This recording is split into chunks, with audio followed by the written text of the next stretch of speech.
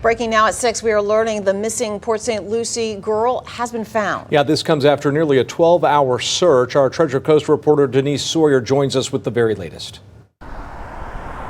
Yeah, now here is some good news. That 15-year-old girl, she was found safe after being reported this morning on her way to school.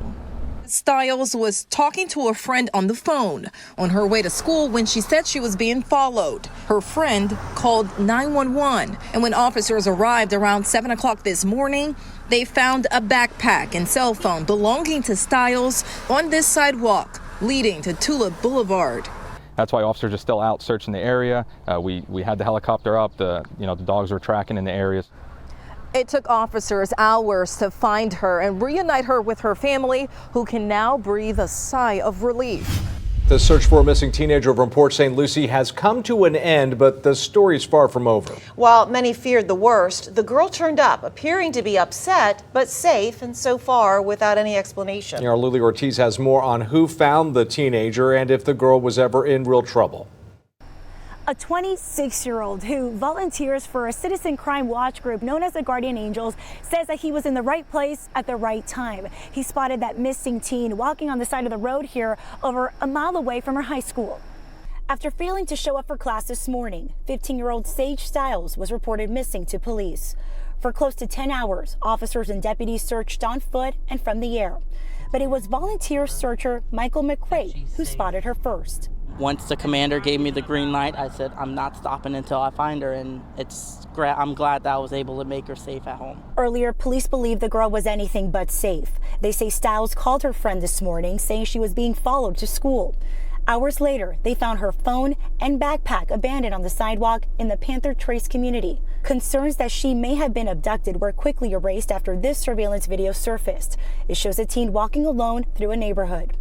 There was also this second video shared by police, showing Stiles about a mile away from school. It wasn't far from where McCreight had been searching. I saw the post that she was last seen on Hawthorne and Parr.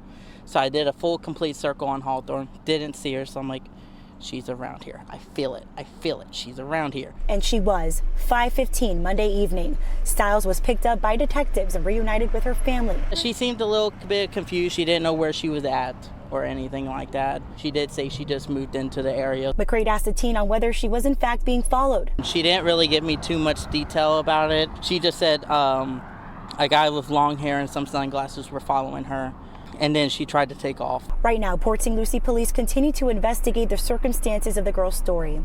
Police tell CBS12 News they're grateful for his nonstop commitment to bringing Stiles home safe. And he says in his 9 years of volunteering with this nonprofit organization, he's helped bring home 5 missing teens and kids. Palm Beach County leaders are implementing a new approach to combat the deadly opioid crisis. They're expanding a special program. The Pilot Recovery Center in Delray Beach has already served nearly 1,200 people, keeping them from falling back into substance abuse and preventing drug overdose deaths. Our Stephanie Valderrama reports. When you walk through the doors of the hub here in Delray Beach, it doesn't feel like your typical recovery center setting. It's very welcoming with a peer-driven approach. Those who have gone through substance abuse helping those going through it. This is the first of what will be a number of recovery community organizations and allied recovery community centers throughout Palm Beach County. This is the first county-run recovery center in Palm Beach County, which leaders hope to replicate in other areas. John Hulick, the county's drug czar, believes the county's forward-thinking approach is in part aiding to the year-to-year decline. As CBS12 News first reported, opioid deaths in Palm Beach County peaked at more than 600 in 2020. Those numbers declined to just under 500 in 2021. And 4 months into 2022, the number of opioid deaths is hovering at just over 40.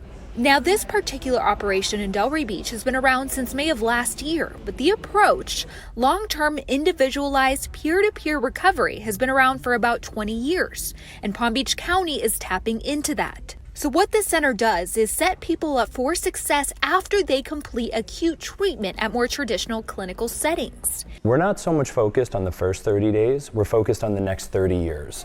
Giving those with substance abuse resources, structure, and community keeps them from falling back into old patterns. patterns that can lead to death. What do you guys offer them? Basically everything. So starting with navigating systems of care, job search, resume building, food stamps, interview skills. At this point, county leaders haven't identified where in Lake Worth Beach the new location will go. Has the community been sort of receptive about having these centers in our community? One of the things here that's very different is this is not a treatment center. I have to say we did not experience that here, but the question does come up. Some other hot spots where Hulick says he would like to see centers open up in include Belle Glade, Boca Raton, and West Palm Beach, but that would be further on down the line.